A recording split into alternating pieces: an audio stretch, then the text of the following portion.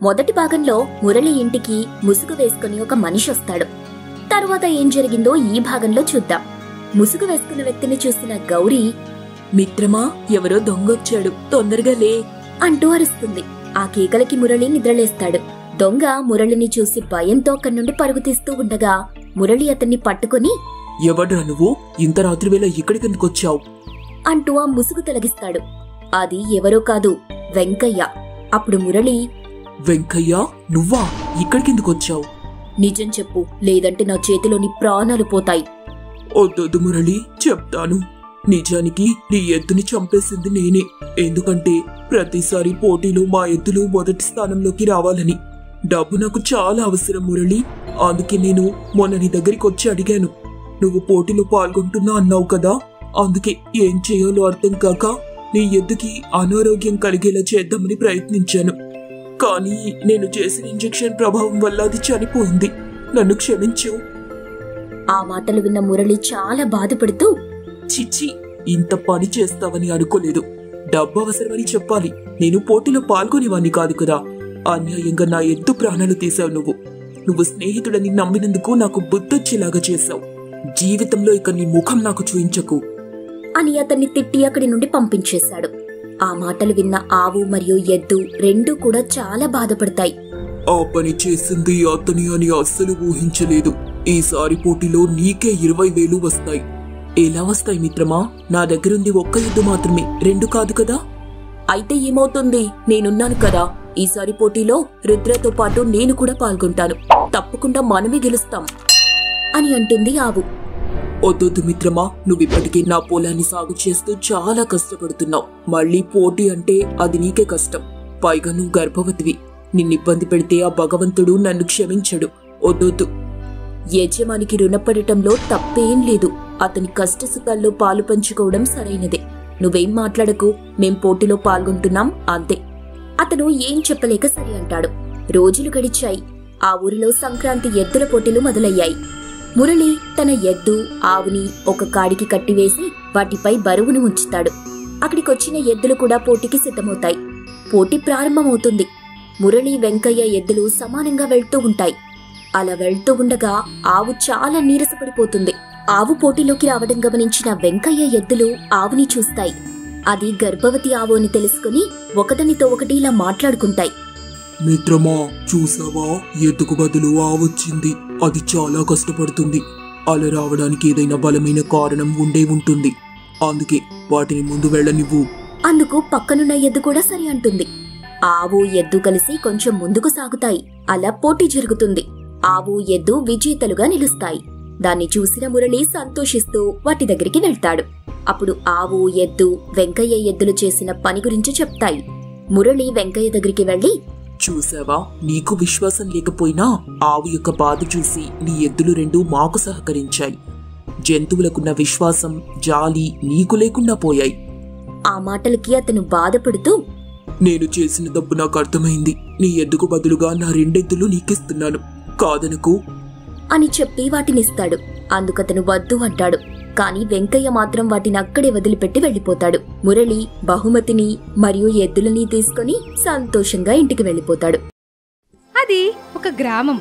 ఆ గ్రామంలో సుందర్లాల్ అనే ఒక వ్యక్తి ఉండేవాడు. అతను చాలా ధనవంతుడు. అతనికి ఒక్కగానొక్క కూతురు ప్రియా. ప్రియా అంటే అతనికి చాలా ఇష్టం. ఆ ప్రియను అల్లారు ముద్దుగా పెంచేవాడు. ఇక రోజులు గడిచాయి. ప్రియాకి పెళ్లి వయసు రావడంతో అతను ఆమెకు పెళ్లి చేయాలని నిర్ణయించుకుంటాడు. ఆ విషయమై ఆమె దగ్గరికి వెళ్లి చెప్తాడు. ఆ మాటలు విన్న ప్రియా ఇలా అంటుంది. నాన్నా, నన్ను క్షమించండి నాన్నా. నేను రాజీవ్ని పెళ్లి చేసేసుకున్నాను. ఆ విషయం మీకు చెప్పడానికి చాలా భయం వేసింది. మీరు మా పెళ్లికి ఒప్పుకోరని తెలిసి ఈ పని చేశాను నాన్నా. కూతురు ప్రియా అలా చెప్పగానే ఆ మాటలు విన్న అతను కోపంగా ఇలా అంటాడు. ఎంత పని చేశావు? డబ్బు లేని రాజీవ్ని పెళ్లి చేసుకుంటావా? నిన్ను అల్లారు ముద్దుగా పెంచినందుకు నాకు మంచి బహుమతిచ్చావు. ఇంకా నువ్వు ఒక్క క్షణం కూడా నా కళ్ళ ముందు ఉండదు. వెళ్ళు, నీ మొగుడి దగ్గరికి వెళ్ళు అని అంటాడు. ఆమె ఏడుస్తూ ఉంటుంది. నాన్న, ఒక్కసారి నేను చెప్పేది వినండి నాన్న. డబ్బు లేకపోతే ఏం? రాజు చాలా మంచివాడు నానా. అందరికీ తెలిసేలాగా మా ఇద్దరికి పెళ్లి చేయండి నానా, ప్లీజ్ నానా. మర్యాదగా ఇక్కడి నుంచి వెళ్ళు. ఇంకా ఎక్కువ మాట్లాడితే నిన్ను వాణ్ణి ఇద్దరిని చంపి పాతిపెట్టేస్తాను. ఇక దాంతో ప్రియా చేసేదేమీ లేక ఏడ్చుకుంటూ అక్కడి నుండి వెళ్ళిపోతుంది. ఆమెలా ఏడ్చుకుంటూ సరాసరి రాజు దగ్గరకు వెళ్ళి జరిగిన విషయమంతా చెప్తుంది. అందుకు రాజు ఇలా అంటాడు, సరే ప్రియా, ఇంక దాని గురించి వదిలే. మంచి పనే జరిగింది. రేపు మనం అందరికీ తెలిసేలాగా మళ్ళీ పెళ్లి చేసుకుందాం, ఓకేనా? నువ్వేం బాధపడకు, నేనున్నాను కదా. సరేనండి. ఇక ఆ రోజు గడిచిపోతుంది. ఆ మరుసటి రోజు వాళ్ళిద్దరి వివాహం జరిగిపోతుంది. వాళ్ళు చాలా సంతోషంగా ఉంటారు. అలా కొన్ని రోజులు గడుస్తాయి. రాజీవ్ ఎప్పట్లాగానే తన ట్రాక్టర్ తీసుకుని పొలంలో పని చేయడానికి వెళ్తాడు. అతను అక్కడ పనిచేస్తూ ఉండగా పక్క పొలం నుండి ఒక వ్యక్తి వచ్చి ఇలా అంటాడు, బాబు రాజీవ్, పొలానికి నీళ్లు రావంట. ఎందుకంటే పక్కూర్లో చెరువులు ఎండిపోయాయి, కరువు వచ్చింది. వర్షాలు కురవకపోతే మన ఊరికి కూడా ఆ ఊరి లాంటి పరిస్థితే వస్తుంది. మన పంటలు పండాలంటే నీళ్లు కావాలి కదా. నీళ్లు కావాలంటే పడమటి దిక్కున్న ఊరైన కృష్ణాపురం నుంచి పైపులు బిగించుకోవాలి. అదేమో చాలా కష్టం. అవును, చాలా కష్టం. నేనే ఏదో ఒకటి ఆలోచిస్తాను బాబాయ్ అని రాజీవ్ అంటాడు. అతను తన పనిని పూర్తి చేసుకుని అక్కడి నుండి తన ఇంటికి వెళ్తాడు. ఇంటి దగ్గర ఆ విషయం గురించి దీర్ఘంగా ఆలోచిస్తూ ఉంటాడు. అతనికి ఏం చేయాలో అర్థం కాదు. రోజులు గడుస్తూ ఉంటాయి. ఆ ఊరికి నీటి సమస్య బాగా ఏర్పడుతుంది. ఆ కారణంగా కొందరు ప్రజలు ధనవంతుడైన సుందర్లాల్ దగ్గరకు వెళ్లి ఊరి పరిస్థితి అంతా చెప్తారు. అదండి సుందర్లాల్ గారు, నీళ్లు లేకపోతే పక్క ఊరికి లాగానే కరువు మన ఊరికి కూడా వచ్చేస్తుందండి. ఇప్పటికే ఆ సూచనలు కూడా ఎక్కువైపోయాయి. మీరే ఏదో ఒకటి చెయ్యండి.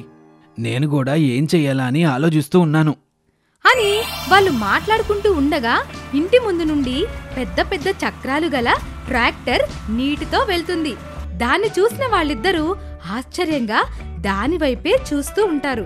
ఇక ఆ ట్రాక్టర్ కొంచెం ముందుకు వెళ్లి ఆగుతుంది. అప్పుడే రాజీవ్ అక్కడ నిలబడి ఊరి ప్రజలని పెద్ద పెద్దగా పిలుస్తూ ఉంటాడు. అందరూ ఆ ట్రాక్టర్ని వింతగా చూస్తూ ఉంటారు. రాజీవ్, ఏంటిది వింతగా ఉంది? పైగా చూడ్డానికి స్విమ్మింగ్ పూల్ లాగా ఉంది. అసలు ఇంతకీ ఏంటిది? ఇది మన ఊరికి ఉన్న నీటి సమస్యను తొలగించడం కోసం నేనే ప్రత్యేకంగా తయారు చేశాను. దీన్ని తయారు చేయడానికి నాకు చాలా రోజుల సమయం పట్టింది అని అనగానే దాన్ని విని ఆ ఊరివారంతా చాలా ఆశ్చర్యపోతూ అలాగే చాలా సంతోషపడుతూ ఉంటారు. చూడండి, దీనిలో నీటితో 5 ఎకరాలకి సరిపడా నీరందుతోంది. నేను 2 రోజులు ఇలాగా మన ఊరికి నీటిని తీసుకుని వచ్చానంటే నీటి సమస్యే ఉండదు అని రాజీవ్ అనగానే అందరూ అతను చేసిన పనిని మెచ్చుకుంటూ ఉంటారు. రాజీవ్కి జై, జై రాజీవ్, జై జై రాజీవ్ అంటూ ఊరివారంతా రాజీవ్కి జేజేలు కొడతారు. అప్పుడు సుందర్లాల్ ఇలా అంటాడు, చాలా మంచి పని చేసావు రాజీవ్. నువ్వు చేసిన ఈ పనితో ఊరు మొత్తం సంతోషపడుతోంది. కరువు రాకుండా కాపాడావు అంటూ రాజీవ్ని మొట్టమొదటిసారిగా మెచ్చుకుంటాడు. అందుకతను చాలా సంతోషపడతాడు. ఇక రోజులు గడిచాయి. అప్పుడు ప్రతిరోజు ఆ పెద్ద చక్రాల ట్రాక్టర్ని తీసుకెళ్లి నీటిని తీసుకొచ్చి పొలాలకి అందజేస్తూ ఉంటాడు. దానివల్ల పంటలు సక్రమంగా పండుతాయి. అందరూ చాలా సంతోషపడుతూ మరొకసారి రాజీవ్కి కృతజ్ఞతలు చెప్పుకుంటారు. అప్పుడే సుందర్లాల్ అక్కడికి వస్తాడు. చూడు రాజీవ్, నేను నిన్ను డబ్బు లేదని చిన్న చూపు చూశాను. కానీ నా డబ్బు మన ఊరి కష్టంలో ఉన్నప్పుడు ఏమీ ఉపయోగపడలేదు. నువ్వు మాత్రం నీ తెలివితేటలతో ఊరు కరువులో పడిపోకుండా కాపాడావు. నాకంటే నువ్వే గొప్పవాడివి. డబ్బనేది కొన్ని సందర్భాల్లో అవసరం ఉండదని నిరూపించావు. నన్ను క్షమించు. రా, నా కూతురిని తీసుకొని నా ఇంటికి రా నాయనా. సుందర్లాల్ అలా అనగానే రాజీవ్ సంతోషంగా ఇలా అంటాడు, తప్పకుండా మావయ్య. ఇక ఆ తర్వాత తన కూతుర్ని తీసుకొని తన ఇంటికి వెళ్తాడు. ఆ విధంగా మళ్ళీ అందరూ ఒకటైపోతారు.